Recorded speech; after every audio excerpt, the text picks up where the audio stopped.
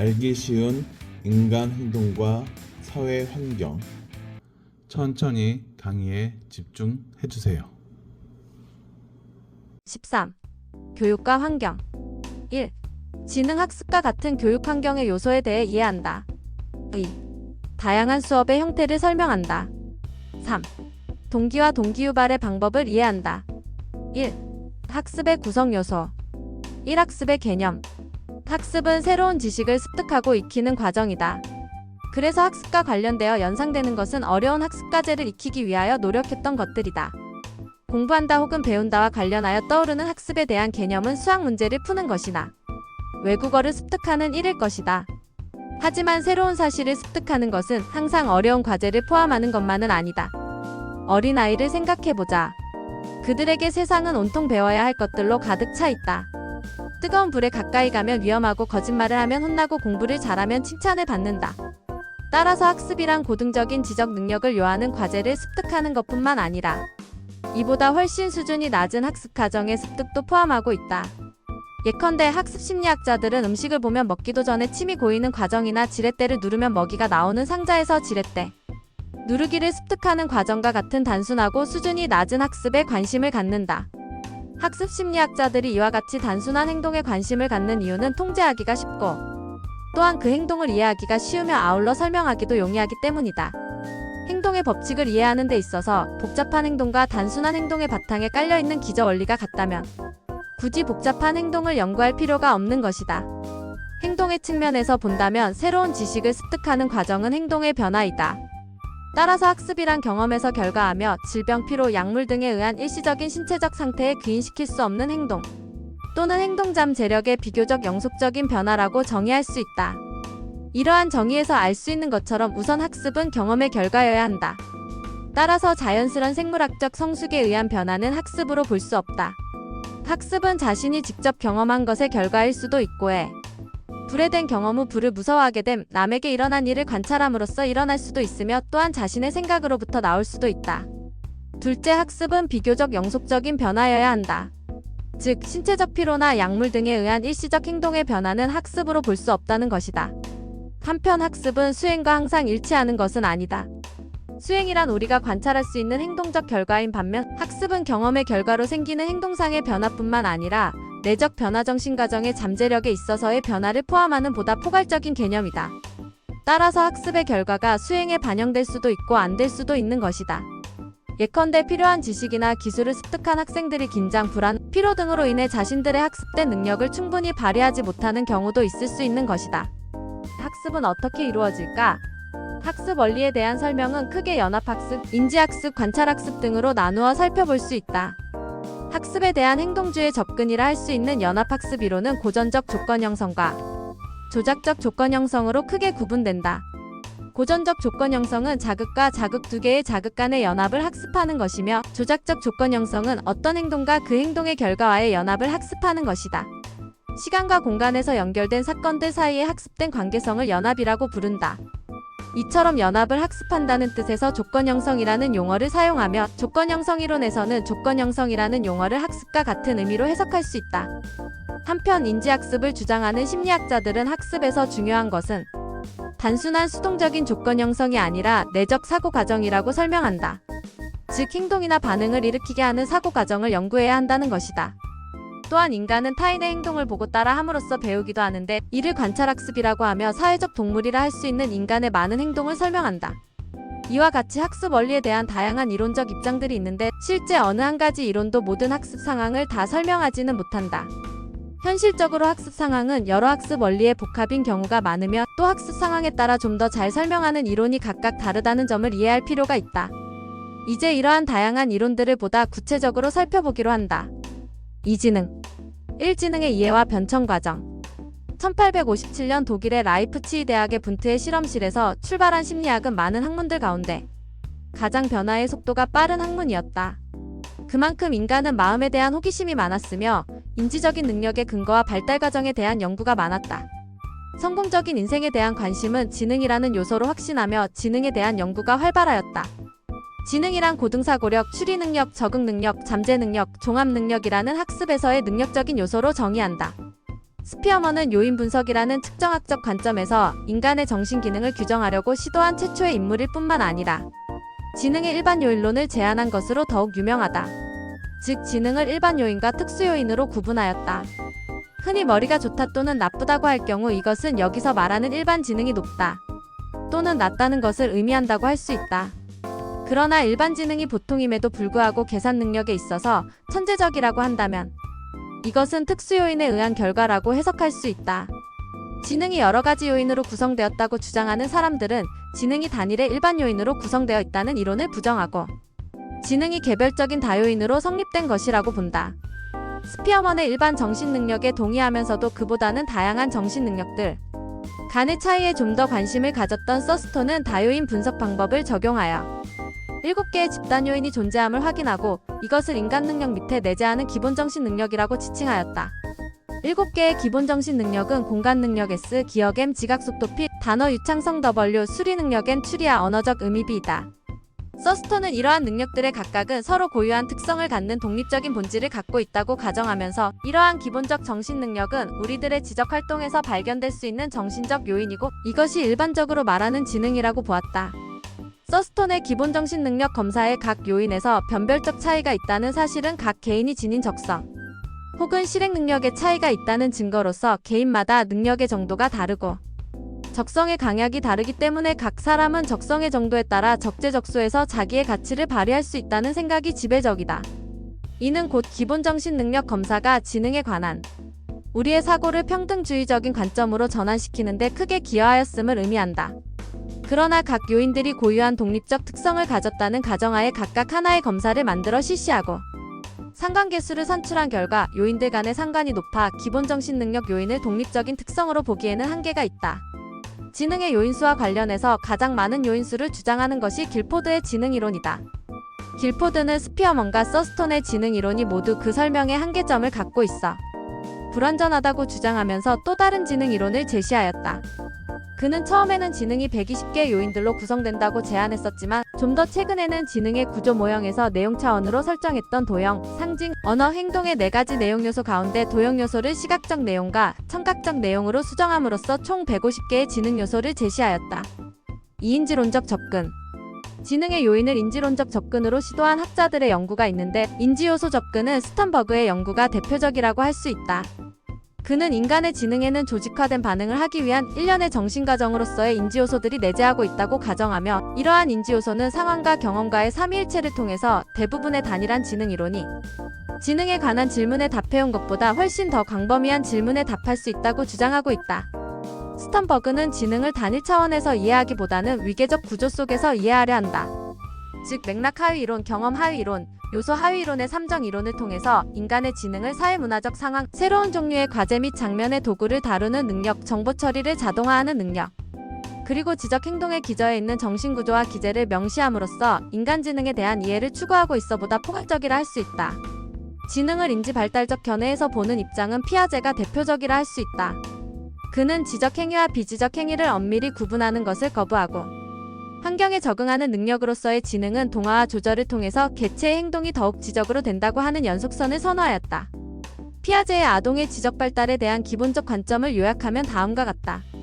첫째, 아동의 발달을 초래하기 위해 상호작용하는 것은 성숙, 물리적 환경의 경험, 사회적 환경의 영향, 그리고 아동 자신의 자기 조정 과정이다.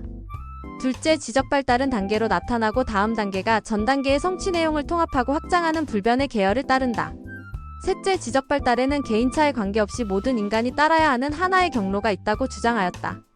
지능은 1980년대까지 학습 능력을 결정하는 요소로 많은 발전을 하였으나 1987년 레빈슨에 의해 지능이 학습 능력 요소가 아니라는 주장과 함께 지능 요인은 배제되기 시작했고 학습 능력의 요소로만 활용되던 지능은 정서적인 측면과 창의성의 중요성이 대두되면서 다중지능 이론과 정서지능 등의 새로운 이론이 등장하였다.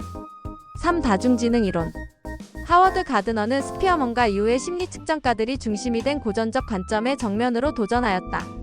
인간의 모든 지적 활동이 전반적으로 영향을 미치는 단일한 정신 에너지, 즉 일반 지능이 있다고 보는 것에 가드너는 심리 측정적 관점의 3가지 문제점으로 지능을 단일 요인으로 가정한 것과 지능의 유전을 지나치게 강조한 것, 그리고 측정 방법으로 객관화된 검사인 지필 검사에 의존한 것을 지적하였다. 가드너는 고전적 관점에서 보는 지능은 수학자들에게서 나타나는 논리적 추론 능력에 불과하며 그 외에도 인간에게는 다양한 지적 능력이 있다고 주장하였다. 그는 지능을 사회 속에 직면해 있는 문제를 해결하는 지적 능력으로 보았고 풍부한 환경과 자연스러운 상황에서 그 문화권이 가치를 두고 있는 산물을 창조하는 능력으로 정의하였다. 가드너는 특히 지능을 IQ 검사라는 단일한 척도로 보려는 관점에 동의하지 않았다. 전통적인 지능 검사는 주로 언어적 영역에 국한되어 있는데 가드너는 5개의 영역, 음악적 영역, 공간적 영역, 신체운동적 영역, 대인관계 영역, 개인의 영역을 추가할 것을 강력히 주장하였다. 즉 언어적 논리적 상징체계를 뛰어넘어 위의 5개 영역을 포함하는 7개 영역으로 인간의 정신을 설명하는 다중지능 이론을 수립하였다. 논리수리지능 수학, 과학, 논리 분야의 천재들에게서 발견되는 능력으로 수리적 논리적 사고와 관련된 재능이다.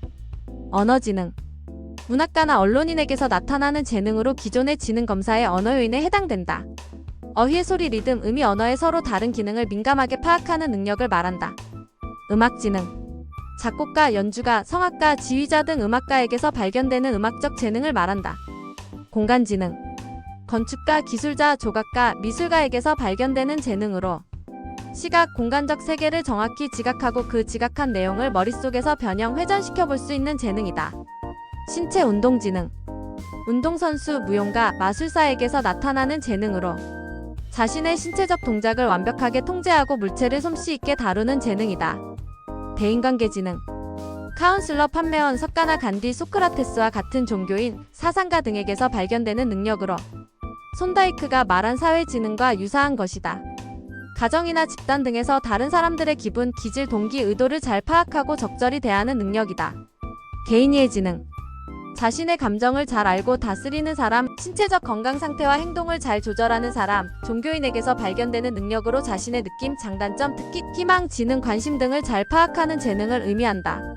자연관찰 지능 동식물이나 주변 사물, 가령 머리 스타일, 자동차, 운동화 등을 자세히 관찰하여 차이점이나 공통점을 찾고 분석하는 능력이다. 사냥꾼, 진화론을 세운 다윈과 같은 사람이 대표적인 인물이다. 다중지능을 객관화된 지필검사와 같은 한 가지 방법만으로 측정하는 것은 충분치 못하고 스펙트럼 교실과 같은 다양한 종류의 활동 코너를 설치하고 아동들의 활동에서 지능의 징표를 찾는 것으로 측정을 한다. 그러나 가드너의 지능 이론은 몇 가지 점에서 비판을 받고 있는데 다음과 같은 것이다. 첫째, 지능을 여러 가지로 분류하여 명명하는 것은 지능과 다른 인성 특성이나 재능과의 구별을 흐리게 할 뿐이며 지능의 이해에 별로 도움이 되지 않는다는 비판이다. 또한 학업이나 직업에서 유용한 방향으로 지능을 분류하지만 어떤 종류의 지능도 측정해보면 서로 독립적이지 못하다. 둘째, 지능 측정 방법으로 심리 측정적 관점이나 인지 발달론적 관점에서와 같은 객관화된 검사가 없다는 점이다.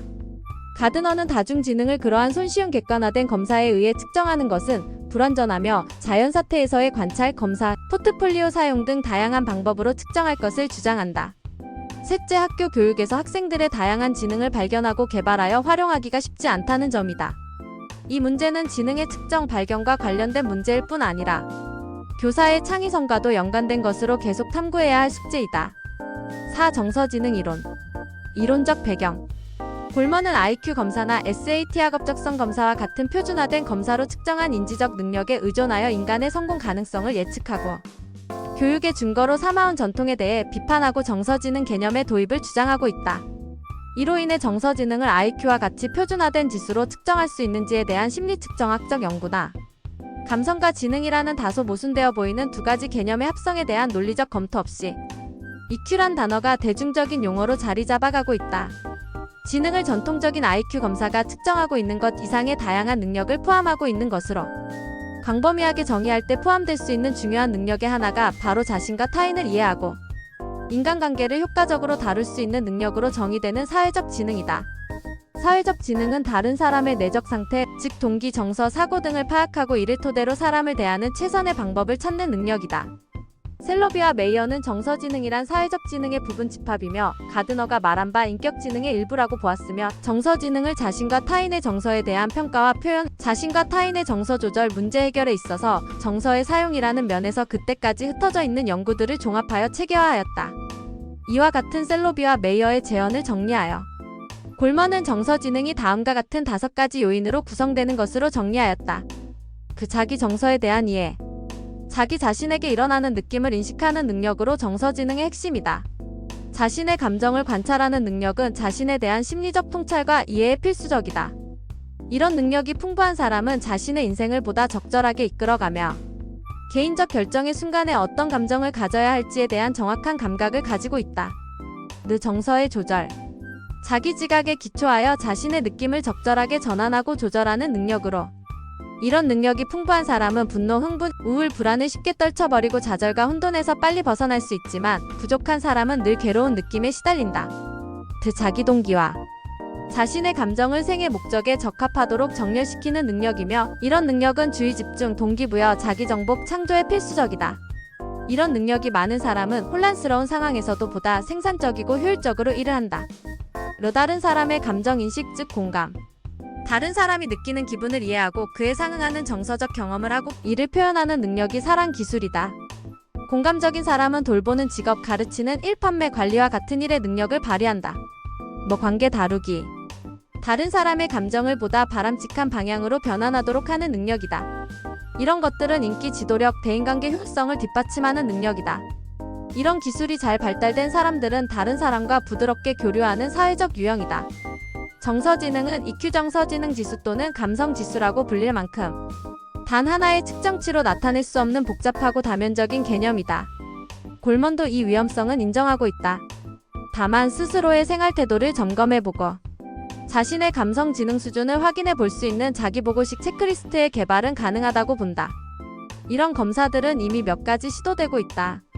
5. 창의성. 로메이는 창의성을 아이디어, 사물, 기술, 접근 방법을 새로운 방식으로 결합하는 능력이라고 정의하였다. 게젤스는 새롭고 유용한 산출물, 확산적이고 풍부한 사고과정, 고양되고 내재적인 주관적 경험의 범주로 정의하였다. 또한 무엇인가에 대해 새롭고 독특한 아이디어나 새로운 시각으로 보는 확산적 사고라 하였다. 창의력이란 고도의 사회적 유용성 또는 좋은 형태를 갖는 참신한 사회를 만드는 능력을 의미하며 지능구조의 조작적인 차원 중 확산적, 발산적 사고를 말하는 것으로 융통성, 유창성, 독창성 등을 특징으로 하는 사고를 말한다. 확산적 사고란 새로운 독특한 아이디어 또는 문제를 새로운 시각으로 보는 능력, 즉 여러 가지 다른 생각이나 다양한 가능성을 생각해내는 능력이고, 수렴적 사고는 여러 가지 가능성 중에서 지식과 논리적 판단과 추론을 사용하여 한 가지 답으로 수렴되는 것이라고 하였다. 창의성의 3요소를 유창성, 융통성, 독창성이라고 하였다. 유창성이란 주어진 자극에 대하여 제한된 시간 동안 어느 정도의 반응을 보일 수 있는가의 능력이고, 융통성은 변화에 적응하기 위해 환경을 변화시키는 능력이며, 독창성은 새롭고 독특한 방식을 의미한다. 또한 창의적인 사람의 정의적인 특징은 다음과 같다. 첫째, 창의적인 사람은 새롭고 어렵고 복잡한 문제를 선호하는 경향이 있다. 둘째, 자신이 지각하는 것이 조금 지연되더라도 참을 줄 안다. 셋째, 실패에 대해 불안함이 적으며 위험 부담을 즐기는 경향이 있다. 넷째, 관행에 동조하기를 거부하는 경향이 있다. 다섯째, 자신의 경험에 대해 개방적이다. 창의력 개발 기법으로는 브레인스토밍 방법이 있다.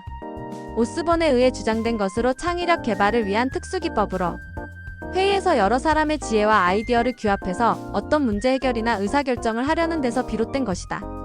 이를 위한 기본 전제는 인간은 잠재적으로 창의력을 갖고 있는데 비창의적인 사회문화적 풍토 때문에 불가능하므로 개인이 가진 부정적 태도를 바꾸어 줌으로써 창의력이 개발된다고 보았다. 따라서 기본 원리는 비판금지, 자유개방, 양산, 결합과 개선이다.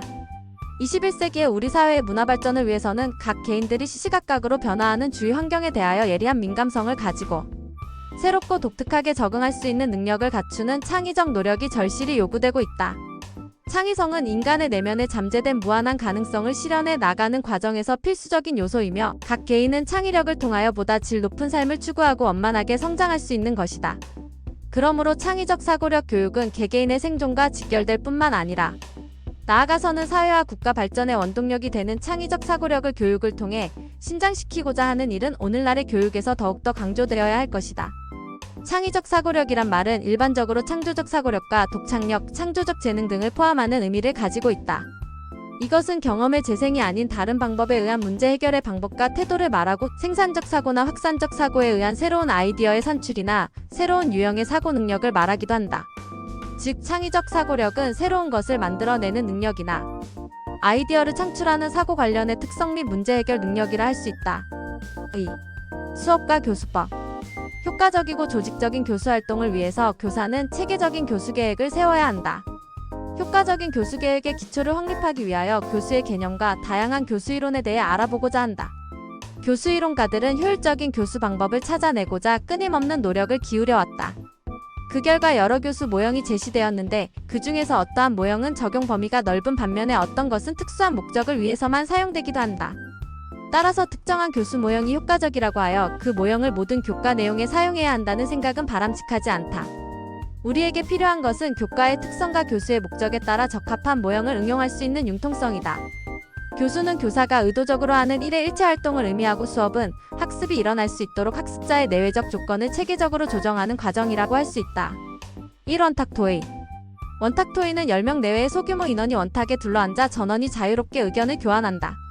사회자는 회의 규칙을 잘 이해하여 토의의 진행을 지도하며 성원은 자유로운 분위기에서 토의하고 상호 협력적 태도로서 충분한 의견을 발표 청취할 수 있는 자유로운 분위기가 필요하며 또한 토의가 잘 진행되도록 하여 결론에 도달되도록 해야 한다.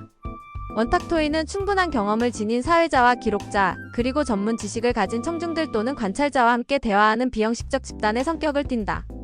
토의에 참가한 구성원들이 자신의 생각을 마음껏 발표하고 청취할 수 있는 분위기를 유도해야 하며 특히 침묵하거나 소외되는 참가자들이 없도록 전체 분위기를 조정해야 할 필요가 있다. 그리고 원탁 토의에서 가장 주의해야 할 것은 참가자 모두가 발언할 수 있도록 기회를 적절히 제공해야 한다는 점이다.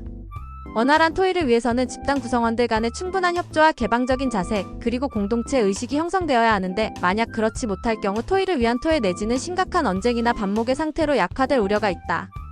2. 심포지엄. 심포지엄은 준비된 회의장에서 동일한 문제에 대하여 의견을 2명 또는 그 이상이 발표하고 사회자 또는 청중이 이에 질문하고 강연자는 해답하는 형식이다. 사회자는 강연 질문의 답이 적당히 진행될 수 있도록 한다. 사전에 강연의 개요 또는 필요한 통계 등을 인쇄하여 청중에 배부하고 효과를 돕기도 한다.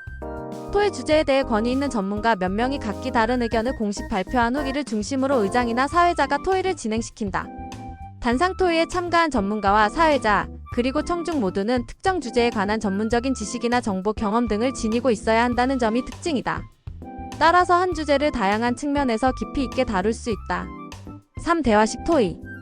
대화식 토의는 어떤 문제에 대하여 그 방면의 권위자나 전문가를 학교나 학급에 초청하거나 현장에 가서 면접을 통하여 그 문제에 대하여 그 방향의 권위자나 전문가를 학급이나 학교에 초빙하거나 현장에 찾아가서 그 문제에 대하여 설명을 듣고 질문을 하여 더 잘 이해하도록 하는 것이다. 토의에 참가하는 인원은 보통 6명에서 8명 정도로 이 가운데 3명에서 4명은 청중 대표이고 나머지 3명에서 4명은 전문가나 지원 인사로 구성된다. 대담 토의는 주로 청중 대표와 전문가 집단에 의해서 이루어지나 사회자의 진행에 의해 일반 청중이 직접 토의 과정에 참가할 수도 있다. 토의 시간은 청중 대표, 전문가와 일반 청중이 비슷하게 안배되어야 하며 서로 간의 의사소통이 원활하게 이루어질 수 있도록 배려해야 한다. 4. 세미나. 세미나는 참가자 모두가 토의 주제 분야에 권위 있는 전문가나 연구자들로 구성된 소수 집단 형태이다. 세미나를 주도해 나갈 주제 발표자의 공식적인 발표에 대해 참가자들이 사전에 준비된 의견을 개진하거나 질의하는 방식으로 토의가 이루어진다. 세미나는 참가자들에게 특정 주제에 대한 전문적인 연수나 훈련의 기회를 제공해 주는 데 목적이 있다. 따라서 참가자 전원은 보고서 형식의 간단한 자료들을 상호 교환할 수 있어야 한다. 이 토의 방식은 참가자 전원이 해당 주제에 관련된 지식이나 정보를 체계적이고도 깊이 있게 토의할 수 있게 하는데 이는 사전에 철저한 연구와 준비를 전제하는 것이다. 5. 문제 중심 학습. 문제 중심 학습을 이론적으로 정립하여 활용하는 데에 가장 큰 공헌을 한 사람은 의과대학 교수인 바로우이다. 바로우는 구성주의 이론과는 별개로 그가 교육 현장 의과대학에서 교수로서 활동하면서 느꼈던 기존 교육 환경의 부실성, 비현실성 등의 문제에 대한 대안적 방편으로 문제 중심 학습을 제시하였다. 그러다가 문제 중심 학습은 구성주의에 의한 이론적인 성원을 받게 되었다.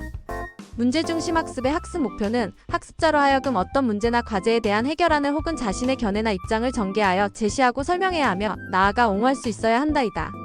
문제 중심 학습의 특징은 첫째, 관련 분야에 실제하는 복잡하고 비구조적인 문제들을 풀어가는 것이다. 둘째, PBL은 학습 자중심이라는 것이다. 기존의 교육 방식에 비해 교사의 역할은 상당히 축소된다. 자기 주도적 학습 능력이 강조된다.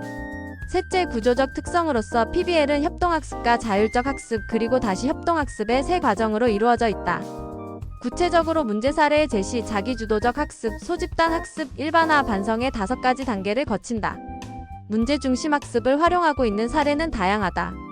20여 년 전 맥마스터 의과대학이 처음으로 문제 중심 학습에 의하여 교육과정을 운영하기 시작한 이래로 많은 대학에서 실시되고 있다.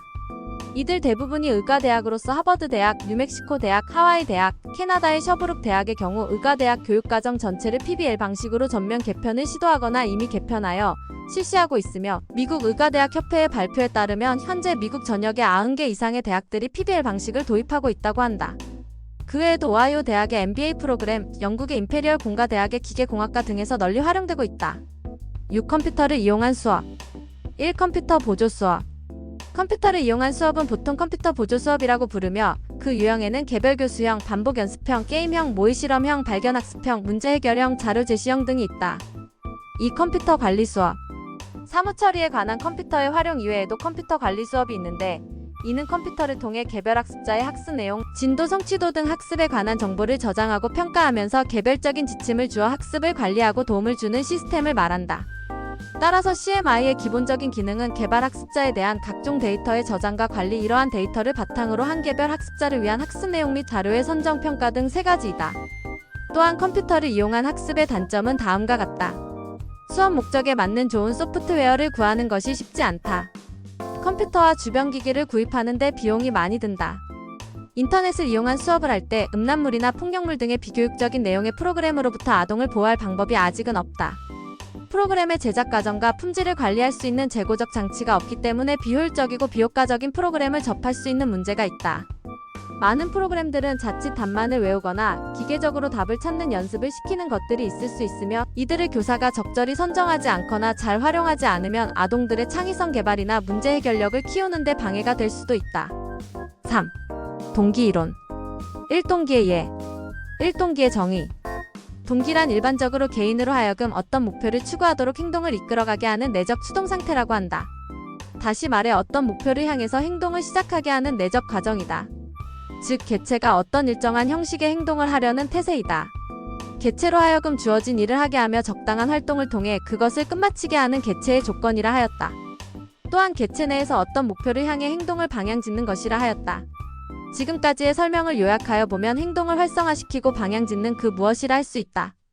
동기는 다음과 같이 1차적 동기와 2차적 동기로 분류될 수 있다. 생리적 욕구 1차적 동기는 생득적인 것으로 후천적 학습에 의하지 않고, 성격적 욕구 2차적 동기는 경험에 의해 후천적으로 학습된 결과이다. 따라서 사람들의 모든 행동은 동기와 관련되어 있다고 할 수 있으며, 일단 동기가 생기게 되면 행동이 발생하는데, 이때의 행동은 반드시 방향을 가지고 진행된다. 이렇게 볼 때 동기란 유기체로 하여금 행동을 하게 만드는 원동력이라 할 수 있다. 2동기의 기능. 동기의 기능에는 발생적 기능, 지향적 기능, 선택적 기능 등으로 구분된다.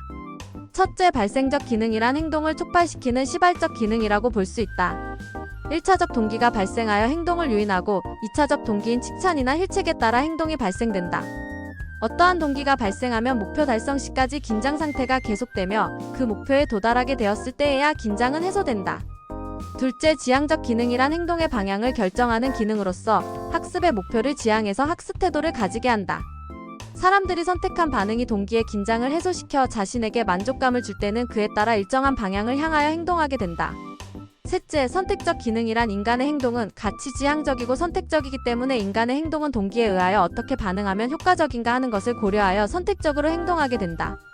동기의 종류는 매우 다양하다. 이를 분류하는 방법은 일반적으로 배고픔, 목마름, 성충동과 같은 생리적 욕구를 1차적 동기 또는 추동이라고 하고, 호기심, 인정 욕구, 공격성과 같이 학습에 의해 획득된 동기를 2차적 동기 또는 학습된 동기라고 일컫는다. 이를 좀 더 상세히 기술하면 다음과 같다.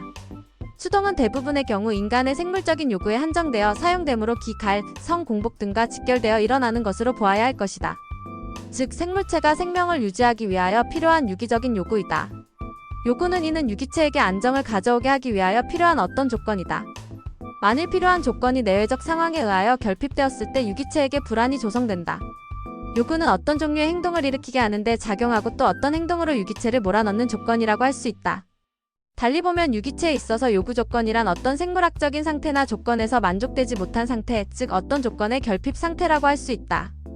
유인은 때로 유인 자극이라고도 하는데, 유기체의 행동을 유지하고 방향 지어줄 수 있는 물건이나 장면 또는 활동이라 할 수 있다. 그러나 그러한 물건은 어느 한순간에는 유인 자극이 되었다가도 다음 순간에는 그렇지 않게 될 수 있다. 또한 한때는 유기체를 유인하던 정적인 유인 자극이 다음에는 거부하는 부적인 자극이 될 수도 있다. 이와 같은 대상이나 목표의 유의성에 따른 행동은 접근, 회피, 우회적 접근 등으로 다양하게 나타나게 된다. 이렇게 볼 때 요구는 유기체가 필요한 어떤 조건의 결핍 상태이며, 이와 같은 결핍이 일어날 때 유기체 내에 일어나는 에너지 상태를 추동이라 하고, 유인은 그와 같은 요구를 충족시키는 사물 즉 목표가 된다. 3. 동기와 욕구. 동기는 기하, 갈증, 성욕 등과 같이 생물학적 욕구로부터 가치관이나 사회적 환경과 관련된 보다 복잡한 소유욕에 이르기까지 광범위하게 유발된다. 매슬로우는 이와 같은 요구가 일단 만족되면 그것은 이미 행동 발생의 원인으로서 역할을 하지 않는다고 보며, 아주 강한 욕구가 충족되었을 때를 욕구 충족이라고 한다. 욕구는 원하는 무엇인가가 실제로 결핍되었거나 혹은 결핍되었다고 느끼는 것이다. 이와 관련하여 다음과 같은 몇 가지 개념을 살펴볼 수 있다.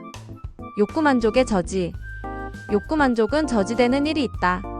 이러한 경우에는 욕구의 강도가 저하되는데, 그것은 저지를 받는 시초 단계에서 그 강한 욕구를 충족시키기 위해 욕구 저지에 대하여 대처해 나가려는 행동을 취하는 경향이 있다. 즉, 사람은 목표를 달성할 수 있는 방법을 찾기 위하여 저지에 의해서 생긴 긴장을 해소하는 방법을 여러 가지로 찾는 활동을 취한다. 이를 대처 행동이라고 하며, 이는 합리적인 문제 해결의 활동이다. 욕구 불만 욕구의 만족이 내적 원인이나 외적 원인에 의해서 방해되는 상태, 즉 목표 달성이 실패하거나 방해되는 경우에 욕구 불만의 상태가 된다. 이러한 현상은 개인의 외적 환경이 원인이 되어 일어나기보다는 오히려 그 개인의 내적 상태가 원인이 되어 일어난다고 할 수 있다. 계속해서 목표 달성이 저지되고 욕구 불만의 상태가 발전되면 여러 가지 형태의 비합리적인 행동이 발생하게 된다. 예를 들어 욕구 불만이 강해지면 공격적인 행동을 하게 되며, 공격적인 행동이 격해지면 적이나 분노의 감정이 일어나며 파괴적 행동으로 표현되는 수가 있다. 이것에 관하여 여러 가지 모양으로 나타나는 적의와 분노의 현상을 증명한 최초의 사람은 프로이트였다. 공격적인 행동은 가능한 한 욕구 불만이라고 생각되는 사물이나 사람에 대하여 자기의 적대 감정을 직접적으로 표시하려고 한다. 이 동기 이론. 학습을 설명하기 위한 많은 노력들이 계속되어 왔다. 행동주의의 대표적인 학자인 스키너는 강화 이론을 통해 학습을 자극과 반응의 과정에서의 강화로 보았으며, 그 이후 인지심리학의 등장으로 많은 학자가 학습을 동기 측면에서 살펴보려는 시도를 하였다. 이 동기 이론의 바탕에는 기대, 즉 학습 행동에 대한 결과 또는 성패에 대한 개인의 태도가 실제 혹은 후속되는 사건의 인과적 영향력을 가지고 있다는 믿음이 있다. 이러한 기대, 즉 행동의 결과 또는 성패에 대한 개인의 태도에 대한 여러 연구가 있으며, 이를 나타내는 개념도 학자에 따라 다양하다. 동기유발이란 단순히 행동의 내적 상태뿐만 아니라 행동을 활성화시키기 위해 가해지는 처치까지도 포함한다. 학습에서의 동기유발은 어떤 행동의 근원이 되는 힘인 동기를 학습자에게 분기시킴을 말한다. 학습에 작용하는 동기를 학습동기, 성취동기라고 하며, 학습자가 그 학습에 대한 의욕을 가지고 학습활동을 전개하는 힘을 말한다. 1. 행동주의적 관점에서의 동기이론 강화이론. 행동주의적 관점에서 보면 행동이 시발되고 지속되는 동기유발은 칭찬이나 보상과 같은 강화인자에 의해 행동이 강화되는 현상이다. 즉, 강화와 동기유발은 동일한 현상이 된다. 강화가 강화인자에 의해서 이루어지므로 동기유발 또한 강화인자에 의해서 이루어진다. 따라서 행동주의적 동기유발은 강화인자에 의존하게 된다. 예를 들어 초등학생의 경우에는 교사의 인정이나 칭찬, 사탕이나 과자, 놀이와 컴퓨터 게임과 같은 오락 등의 강화인자가 효과적이며, 중고등학생의 경우에는 좋은 성적, 과제에 대한 교사의 좋은 반응, 교사의 개별적인 관심 등이 학교에서의 동기유발에 도움이 된다. 이와 같은 강화인자를 사용하는 행동주의 접근의 동기유발은 외재적 동기유발과 관련된다. 이인지주의적 관점에서의 동기이론. 인지이론에 의하면 현상세계가 적용하는 방식의 질서, 예측성 그리고 이해에 대한 욕구는 동기를 유발시킨다. 피아제의 인지발달이론에 의하면 우리가 가지고 있는 기존의 인지도식이 현상을 설명하는 데 부적합할 때 그 도식을 수정하고자 하는 동기가 유발되고 도식 수정 과정의 발달을 가져오게 된다. 다시 말해, 학습자가 인지갈등을 일으킬 때 현상의 질서와 이해를 추구하려는 성향으로 인해 동기가 유발된다는 것이다. 인지이론에 의한 동기유발에는 인지갈등이 중요한 역할을 한다. 인지갈등을 해소하여 이해하려는 성향이 동기를 유발하기 때문이다. 인지갈등을 해소하려는 욕구 곧 이해하려는 욕구는 내발적 동기유발과 관련된다. 3. 반두라의 자기효능감. 자기효능감은 사회학습 이론의 중요한 요소로서 반두라가 개념을 발달시키고 정교화시켰다. 자기효능감은 인간의 사고 동기 행위를 관장하는 데 있어 핵심적인 역할을 한다. 학습자가 어떤 과업을 성공적으로 할 수 있다는 자신에 대한 인식이다. 즉 이런 자기 효능감은 긍정적인 정신적 경험으로 동기유발을 촉진시키는 중요한 요인이다. 자기 효능감이란 행동을 계획하고 수행하는 것에 투입되는 노력을 성공적으로 이끄는 신념이다. 다른 말로 개인이 특별한 상황에서 자신의 행동 능력에 대한 믿음을 말한다. 높은 자기 효능감은 특정한 행동을 수행할 수 있다는 강한 신념을 반영하는 데 반해 낮은 효능감은 그런 행동을 수행하기 어렵거나 할 수 없다는 신념을 반영하는 것이다. 또한 자기 효능감은 인간이 느끼는 감정, 사고, 행동의 방법에 영향을 미치며 이러한 과정들은 개별적으로 작동하는 것이 아니라 함께 상호작용한다. 한 가지 분야의 효능감이 높다고 해서 다른 분야에서도 마찬가지로 높은 것은 아니므로 행동의 장면마다 매우 다른 양상을 보이는 다면적인 현상이라고 할 수 있다. 효능감은 크게 두 가지로 나누어 볼 수 있는데 개인 효능감과 집단 효능감이다. 개인 효능감은 행동 실행 능력에 대한 개인의 믿음과 관련이 있으며 집단 효능감은 특정 목적을 성취하기 위하여 필요한 총체적인 행동에 대한 집단의 신념이다. 이러한 자기 효능감은 단순히 할 수 있다라는 믿음뿐 아니라 실제적이고 세부적인 능력과 기술을 포함하는 의미이다. 자기 효능감의 하위 변인으로는 자기 조절 효능감, 학업 성취 효능감, 관계 효능감, 교사 효능감 등 40여 가지의 측정 도구가 있다. 반두라는 이러한 자기 효능감 이론은 성취 경험, 대리 경험, 언어적 설득, 정서적 각성, 생리적 각성 등의 4가지 요소에 의해 영향을 받아 형성된다고 지적하였다. 이러한 4가지 정보적 근원 중에 성취 경험이 효능감의 형성에 가장 큰 영향을 미친다. 성취 경험은 효능감을 형성하고 실패 경험은 효능감을 훼손한다고 하였다. 성취 경험. 목표를 달성하기 위한 시도에서 비롯된 성공과 실패에 대한 과거 경험은 자기 효능감의 가장 중요한 결정 요인이다. 대리 경험. 타인의 성과와 실패를 목격하는 것은 유사한 상황에서 개인의 유능감을 평가하기 위한 비교 근거를 제공한다. 다시 말하면 개인의 관찰 경험이 자기 효능감의 중요한 결정 요인이 된다는 것이다. 언어적 설득. 타인으로부터 어떤 과제를 숙달할 수 있는지 혹은 숙달할 수 없는지에 관해 듣는 것은 역시 자기 효능감을 증가 혹은 감소시킬 수 있다. 비록 그러한 언어적 설득의 효과가 약하지만 자기 효능감의 결정 요인으로서 작용한다. 정서적 각성. 개인의 자기 효능감은 어떤 주어진 수행 상황에서 개인이 느끼는 정서적 각성의 정도와 질에 의해 영향을 받는다. 개인이 느끼는 불안의 정도는 어려움, 스트레스, 그리고 어떤 과제가 나타내는 지속성의 지각된 정도에 대한 중요한 정보를 제공한다. 매우 높은 불안 수준은 개인이 매우 잘한다고 느끼지 못하는 것을 알려준다. 사마이너의 기인 이론. 로터의 통제 소재는 강화 좋은 결과에 대한 통제 영향력과 관계된 개인적 기대이다. 이에 따르면 좋은 학점, 친구, 승진과 같은 강화들이 개인의 노력에서 기인한다고 생각하는 사람은 내적 지향적인 사람이고 반대로 그러한 강화는 자신의 노력과는 무관하며 상황과 관계된 문제들, 즉 운이나 외부 권력자의 결정 등에 의한 것이라고 생각하는 사람은 외부 지향적인 사람이다. 그러나 로터의 통제 소재는 같은 소재의 기인인 노력과 능력에서 다른 행동의 결과가 나타나는 것에 대한 설명이 어려워지자 와이너는 이 통제 소재 개념을 더 넓게 확장하고 통합하여 기인 이론을 만들었다. 기인이란 어떤 사태나 결과물에 대한 지각된 원인으로 사람들이 그들의 행동 결과에 대한 왜? 라는 질문에 대답하는 것으로 정의된다. 그러므로 기인 이론은 행동 성패의 원인이 무엇인가? 에 대한 대답을 찾는 사람들의 성향 본질을 연구하고 더 나아가 그러한 원인을 기속시키는 성향 본질과 후속 행동 간의 관계를 밝히고자 하는 동기 이론이다. 1. 기인의 요소. 학습자에게 그러한 학습 결과의 원인은 무엇 때문인가? 라고 물으면 학습자는 주로 자신들의 능력, 노력, 과제, 난이도, 운을 이용하여 그 원인을 설명하려 한다. 와이너는 이러한 4가지 기인의 유형을 다음 기인의 특성에 따라 3가지 차원에서 확인하였다. 이 기인 이론의 특성.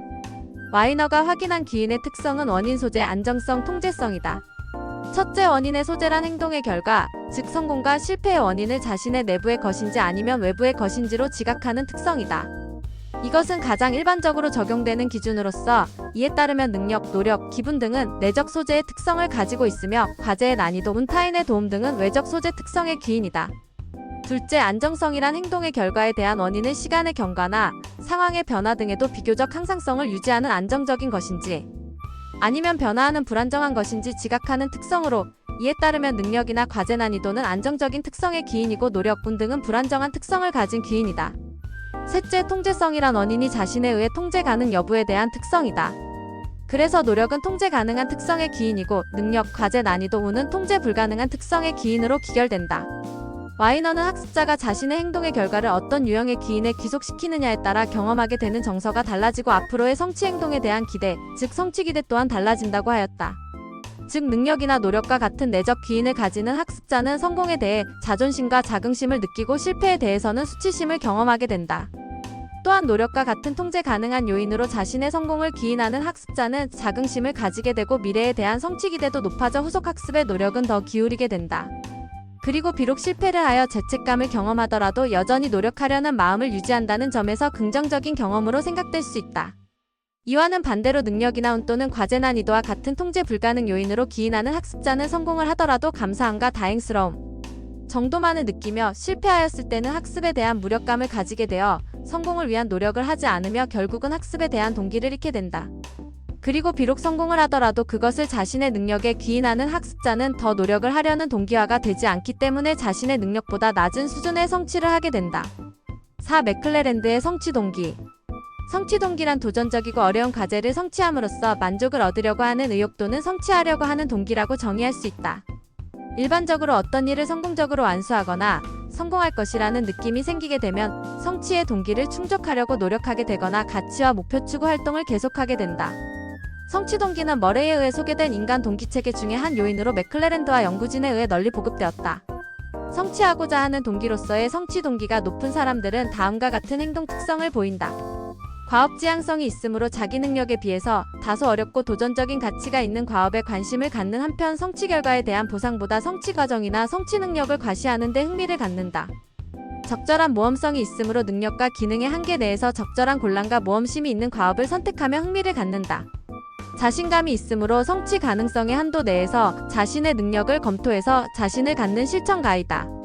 정열적이고 혁신적인 활동이 있다.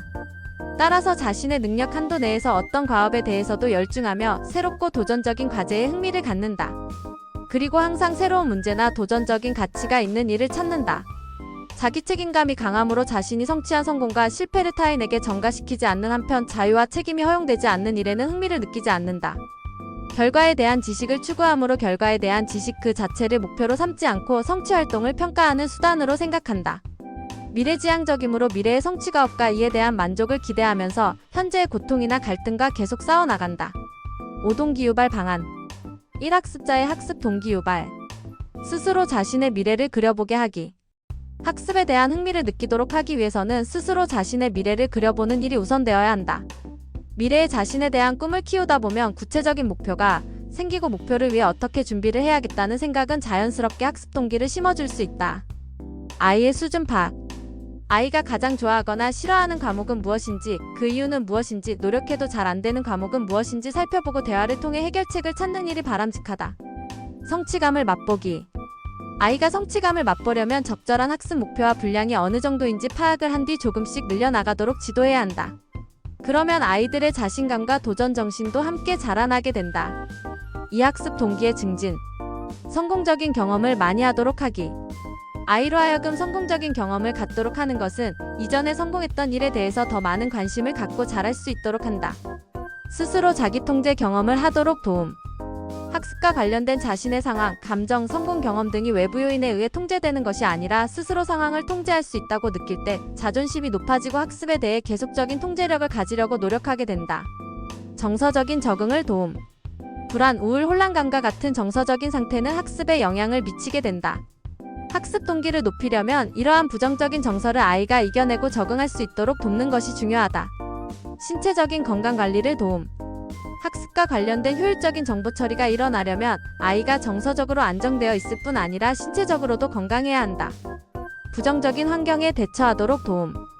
학습자의 학습 동기를 저해하는 부정적인 환경 요인으로는 지나치게 어려운 학습 내용을 무시한 채 학교 학습이 계속 진행된다는 것, 학습 분위기가 지나치게 경쟁적인 것, 친구나 교사와의 관계가 소원한 것, 부모의 성취 압력이 지나치게 높은 것 등이 있다. 학습 동기를 높이려면 이러한 부정적인 환경 요인을 제거하거나 아이가 그러한 환경에 대처하는 방안을 습득하도록 도와주어야 한다. 3. 교사의 역할의 중요성. 교사의 열정과 관심. 로도우스키와 제인스에 의하면 교사는 가르치는 내용이 중요하다는 사실을 끊임없이 학생들과 의사소통하는 것을 교사의 열정이라 하였고, 콜린스는 교사는 언어적 행동과 비언어적 행동 모두를 사용하여 자신의 열정을 학생들에게 전달해야 한다고 하였다. 베텐코트 등은 자신의 열정을 학생들에게 전달하려는 여러 가지 방법이 사전에 고안되고 계획되는 경우 교사의 열정은 증가하고 그 결과 학생들의 수업 참여를 증진시킨다고 하였다. 또한 교사의 온전과 감정이입이 중요하다고 강조한 크로머는 학생들은 교사가 자신들에게 보여주는 관심을 가장 가치 있는 교사 특성으로 생각한다며 교사와 학생 간의 관계성이 중요함을 강조하였다. 로저스는 교사들에게 중요한 것은 무엇보다도 인간적인 측면임을 강조하였고, 로도스키와 제인스는 효과적이고 동기화된 교사는 공감 능력을 지닌다고 하였다. 머레이는 긍정적인 태도를 보이는 학생과 가장 강하게 연결되는 교사 특성으로는 온정과 감정이입 그리고 친밀감이라고 하였으며, 교사와 학생 간의 관계가 부정적인 학급은 상대적으로 낮은 성취를 보이고 초등학교 수준의 어린 학생조차도 교사의 온정에 대한 수준을 정확하게 인식한다고 하였다. 온정과 감정이입은 민감하고 섬세한 정서적 측면으로 학생들과 연결되며 긍정적인 학생의 태도와 밀접하게 관력을 갖기 때문에 교사는 자신의 온정과 감정이입에 특별한 관심을 가져야 함을 알 수 있다. 교사의 기대 자성적 예언. 국가 브로피는 자성 예언을 통하여 교사가 학생에 대한 기대 수준에 근거하여 학생을 판단하며 그러한 판단에 근거하여 학생을 대하는 것을 연구하였다. 유치원부터 초등학교 2학년까지 특정한 학습에 대한 종단 연구는 실제적인 아이들의 능력에 상관없이 교사가 처음에 갖는 편견에 근거하여 학생을 판단한다는 연구 결과로 나타났다. 이와 관련하여 브로피는 우수한 학생을 배출하는 교사와 그렇지 않은 교사를 구분하는 중요한 변이는 학생들이 학습할 수 있다고 믿는 교사의 기대가 중요하다고 하였다. 교사의 말과 행동을 약 10초 정도 관찰하게 하면 그 교사가 우수아와 열등아에 대해 어떠한 식으로 말을 하는지, 혹은 어떤 학생이 그 교사에게 어느 정도로 사랑받고 있는지를 아주 어린 학생이라도 정확하게 알아낼 수 있다고 하며, 학생들에게 동기를 부여하고 효과적인 학업 성취를 이루도록 도와주기 위해서는 편견을 배제하는 일이 무엇보다도 중요하다는 점을 시사한다. 유능한 교사가 되기 위해 학생들의 동기를 정확히 이해하고 적절하게 대처함으로써 긍정적으로 적극적인 교실 풍토를 형성할 수 있도록 노력해야 하는 것이다. 사학습 동기 증진을 위한 전략. 어떤 활동에 대한 유인가로서 보상을 제공하는 방법. 어떤 틀이 있는 과제에 특정한 기술을 숙달하는 것을 목표로 하는 과제 수행의 속도나 양과 관련된 과제에 보다 효과적으로 사용한다. 적당한 노력을 하였을 때 보상을 받을 수 있는 기회가 있다고 믿는 학생에게는 효과적인 동인이 될 수 있으나, 자아효능감이 부족한 학생에게는 오히려 좌절감을 일으킴으로써 역효과를 발생. 지식이 삶에 적용되는 것에 관심을 갖게 함. 학생들이 학교에서 가르치는 지식과 기술이 학교 밖 그들의 삶에 적용되는 것에 관심을 갖게 함으로써 학생들이 학문적인 활동에 대하여 거부감을 가지게 하는 것보다 가치 있는 것이라고 인식할 수 있도록 도와야 한다. 학생들의 흥미에 맞는 과제의 선정. 뉴스나 학생들의 문화에서 이슈가 되는 사람들이나 유행 또는 사건을 수업 중 예로 사용하거나 학습한 것을 적용하는 데 활용 가능하다. 새롭고 다양한 방법으로 과제 제공. 형식, 내용, 매체 사용을 다양하게 하여 학생들에게 새로운 과제를 제공하려는 노력이 필요하다. 학생들의 반응과 피드백이 충분히 일어날 수 있는 기회 제공. 대부분의 학생은 교사 또는 타인과 상호작용하거나 교구를 조작하는 것과 같이 활발한 반응이 오가는 활동을 선호한다. 학생들은 활발한 반응이 허용되고 후속되는 반응으로 이끌어주는 피드백을 즉시 받을 수 있는 과제를 즐긴다. 내적 동기 전략의 주의점. 내적 동기가 학생들의 학급 활동에 대한 즐거움을 증가시켜주지만, 그것이 학생들이 가르침을 받는 내용이나 기술의 학습에 대한 동기를 증가시켜주지는 않는다. 내적 동기 전략도 학습에 대한 동기를 자극하는 전략이 필요하다.